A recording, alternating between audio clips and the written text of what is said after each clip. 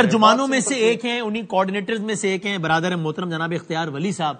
تو میں اختیار صاحب سے پوچھوں گے سرکار آپ بتائیے نا، آپ ہمیشہ یہ کہتے تھے، آپ سے مراد آپ کی جماعت حکومت، کہ یہ پارٹی سنجیدہ ہی نہیں ہے، یہ توڑ پھوڑ والی پارٹی، انتشار والی پارٹی. ان کا ایک لیڈر کچھ کہتا ہے، دوسرے لیڈر کچھ کہتا ہے، ایک کہتا ہے مذاکرات کرنا ہے، دوسرا کہتا ہے نہیں کرنا. اور جب بھی مذاکرات کی بات کرتے ہیں پہلے NRO مانگتے ہیں، پہلے کہتے ہیں ہمارے لیڈر کو رہا کرو. تو بھائی تمہارے لیڈر کو رہا کرنا ہوتا تو مذاکرات کرتے کیوں؟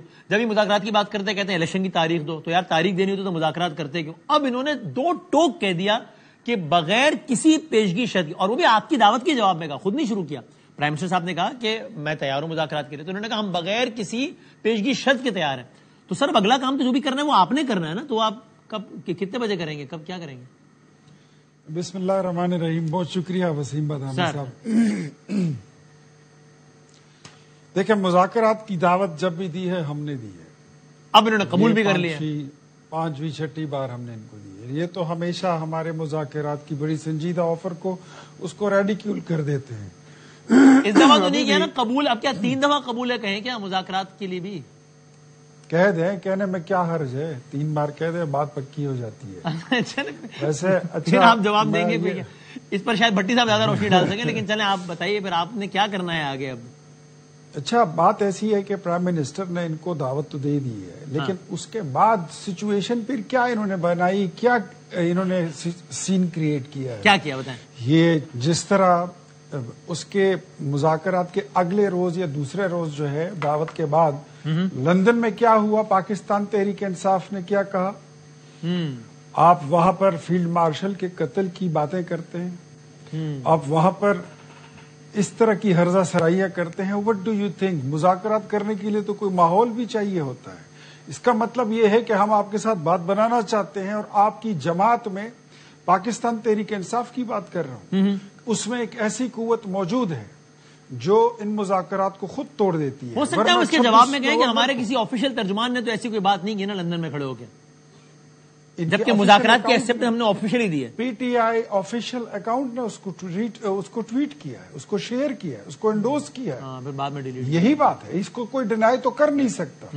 اس کے بعد جب آپ یہاں پر آن گراؤنڈ ہم دیکھیں تو مجھے یہ بتائیے، اگر آپ مذاکرات کرنا چاہتے ہیں تو پھر مجھے یہ بتائیے، میں سمجھنا چاہتا ہوں کہ یہ لاہور کا جو دورہ تھا، جس کے آخر میں اول تو اس دورے کی سمجھ نہیں آ رہی تھی کہ اس کی منطق کیا تھی، اس کی ضرورت کیا تھی. اگر سمجھ نہیں بھائی آپ کو تو ان کا حق تو ہے نا، اگر وہ چاہتے ہیں موبلائزیشن کے لیے. سر آپ کو لگ رہا ہوگا عجیب بیوقوفانہ ان کا رائٹ ہے. ہمارے بھی بنتے ہیں بادامی صاحب، حق آپ کا بھی بڑا بنتا ہے، میرا بھی بنتا ہے، حقوق تو اور بھی بہت سارے ہیں، لیکن غلط ٹائم پر ایک غلط رائٹ کو ایکسرسائز کرنا میرے خیال میں سب سے بڑا جرم بھی ہے. جو خط سہیل آفریدی صاحب اپنے دورے کے اختتام پر لکھتے ہیں، یہ بتائیے، صرف اتنا سوال رکھتا ہوں آپ کے آگے کہ یہی خط اگر آپ دورے سے پہلے لکھ دیتے تو یہ دورہ کیسے ہوتا؟ میں ان چند لوگوں میں سے ہوں جو جنہوں نے مشورہ کیا تھا کہ اگر ان کا دورہ ہوگا تو اس کو کس طرح انٹرٹین کریں گے. بلیو یو می، ابھی میں بیٹھا ہوا تھا برادرم شہریار افریدی کے ساتھ ایک شو میں نے ان کو بولا کہ جان اللہ کو دینی ہے، ہم نے بھی یمراج کو نہیں دینی. اس میٹنگ میں اور اس صلاح و مشورہ کی بیٹھک میں یہ طے ہوا کہ سہیل آفریدی صاحب جب پنجاب کی ٹیریٹری میں داخل ہوں گے، بڑے عزت کے ساتھ، توقیر کے ساتھ ان کو اپنے حفاظتی حصار میں لے کر ان کو لاہور پہنچایا جائے گا. ان کو لاہور لبرٹی بند کر دیا جائے وہاں پر. سر سن لیجیے، آپ کو بات ساری سمجھ آ جائے گی. پنجاب اسمبلی میں ان کو انٹر کیا جائے گا، ان کے کھانے کا بندوبست کرنا تھا، ان کو پھولوں کے گلدستے پیش کرنے تھے. آپ نے تو وہاں جا کر شروعات ہی گالی گلوچ. سر یہ کہیں گے ہم نہ کھانا کھانے آئے تھے، نا آپ سے پھول لینے آئے تھے، ہم لوگوں سے ملنے آئے تھے، وہ آپ نے نہیں ملنے دیا، ہم نے لبرٹی بند کر دیا، ٹریفک بند کر دیا. سر مجھے یہ بتائیے، میں آپ سے پوچھتا ہوں بادامی صاحب، بیکاز مجھے کھانے کے بھی آپ کہہ رہے ہیں، آپ نے فوڈ سیٹ ہی بند کر دی، میرے اور آپ کے اپنے پیسے سے کھا لیتے، آپ فوڈ سیٹ تو کھلی رکھتے.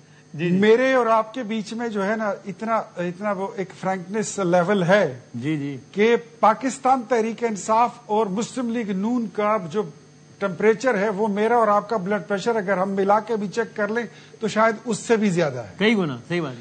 اب ان حالات میں مجھے صرف اس ایک سوال کا جواب دے دیں کہ اگر راہ چلتے چیف ایگزیکٹو صاحب جو ہیں خیبر پختونخوا کے، کسی نے اس کو اگر پھول بھی مار دیا ہوتا تو خبر یہ بنانی تھی انہوں نے، یہ تو نیریٹو بنانے کے تو یہ ماہر ہیں کہ جی خیبر پختونخوا کے وزیر اعلیٰ پر پنجاب کی حکومت کی ایما پر قاتلانہ حملہ ہو گیا. اس لیے آپ لوگ اب مجھے یہ بتائیے اس کو کون سنبھالتا؟ اچھا اس لیے آپ نے کہا کس طریقے سے سنبھالتا؟ میں اس سے پہلے کہ بھٹی صاحب کے بعد اختیار سے، یعنی آپ یہ کہہ رہے ہیں جہاں سے بات شروع ہوئی تھی کہ مذاکرات کا آپ نے کوئی مثبت جواب کیوں نہیں دیا، آپ یہ کہہ رہے ہیں کہ ان کے ان اقدامات کی وجہ سے چاہے لندن ہو یا لبرٹی ہو، لندن سے لبرٹی تک اب مذاکرات کی بات نہ سمجھی جائے. میں آفیشلی نہ تو نہیں کہہ رہا ہوں، لیکن ہاں بھی نہیں کہہ رہے.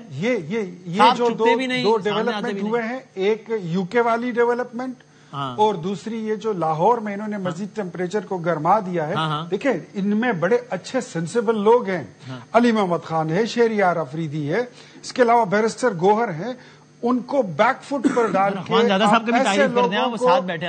ہاں تو یعنی میں بالکل اخوانزادہ میرا بھائی ہے، یہ ہے یہ سین وائسز، سافٹ وائسز، ان کو آپ اگر آگے رکھیں. آپ نے جواب دینا ہے مذاکرات کا نہیں تو بتانا سر، انہوں نے تو جو میرے خیال میں مجھے یہ جو اب کے حالات ہیں اس کے بعد میں مجھے مجھے نہیں لگتا کہ اب کو اتنی جلدی مذاکرات ہو سکیں گے.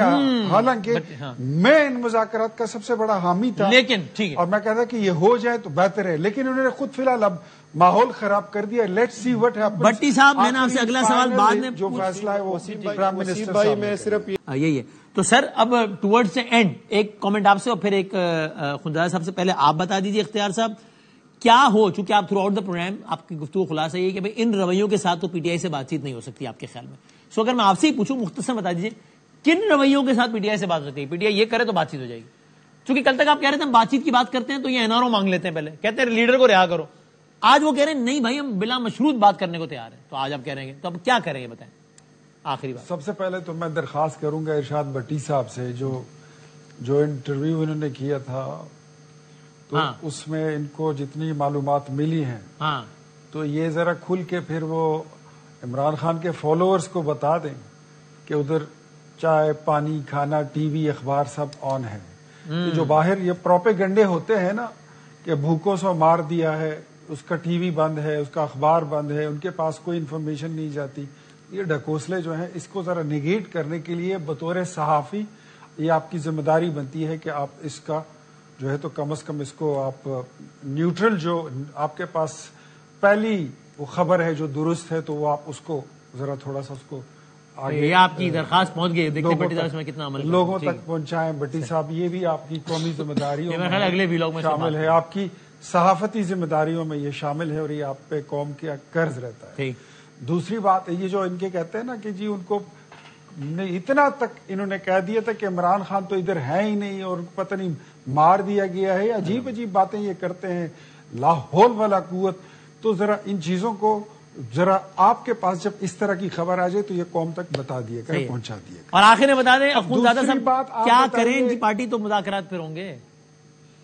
میرے خیال میں آپ کو بتا رہا ہوں کہ اس وقت میں آپ کو اس پوزیشن میں نہیں ہوں کہ میں آپ کو یہ بتا دوں کہ مذاکرات اب ہوں گے یا نہیں ہوں گے. لیکن مذاکرات بڑی سنجیدگی سے ان کو جو آفر دی گئی تھی اس میں یہاں تک طے کر لیا گیا تھا کہ وزیر اعظم نے 2 فیڈرل منسٹر ہیں، میں نام میں آج نہیں بتا سکتا آپ کو، ان کی یہ اسپیشل ذمہ داری لگا دی گئی تھی کہ ان کے ساتھ بیٹھ کر پولیٹیکل ڈائلاگ کریں اور جہاں تک ممکن ہو ہم ان کو جہاں جہاں پر فیسیلیٹیشن دے سکتے ہیں، جتنے گلے within some certain limit of constitution and decency and discipline اس کو ہم دور کر سکتے ہیں، اس کو دور کرنے کی کوشش کریں.